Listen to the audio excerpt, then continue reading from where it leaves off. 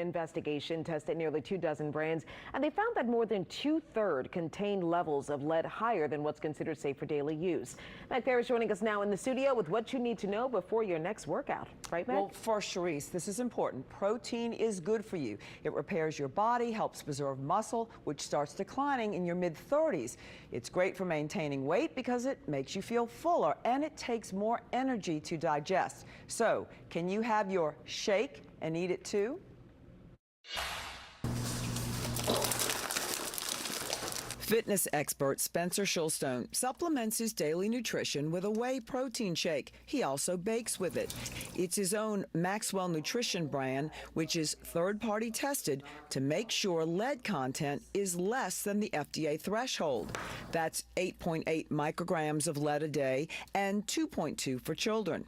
Now, a Consumer Reports study used the higher California standard of less than 0.5 micrograms a day and finds that many protein powders exceed that stricter level. The majority of the products that had the highest level of lead were plant-based, and even Consumer Report acknowledges that, and they acknowledge that you're better off using a whey protein or a beef protein than you are plant-based.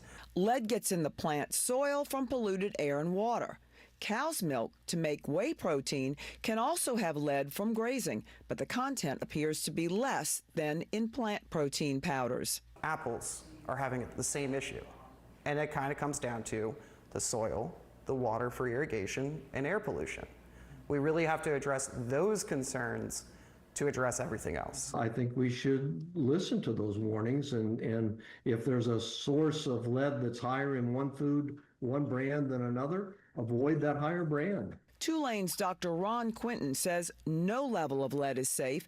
It accumulates in our bodies, harming the brain and neurological system. It's especially dangerous for unborn babies all the way up to the mid-20s while the brain is still developing. You don't need a protein powder to get enough protein in your life. It's a luxury rather than a necessity. There's plenty of protein in the food that we naturally eat, so you can avoid it altogether. But lead in soil means it's in other foods, so it all adds up. And you can't boil, cook, or rinse it out of produce. Organic doesn't mean lead-free. It just means no pesticides or growth hormones added. Now, to make sure you get a brand with less than the FDA level, look for that third-party testing seal like Maxwell Nutrition has, or NSF or USP seal. All right, Meg, thanks so much for that update. Right now, a massive rescue effort is underway in West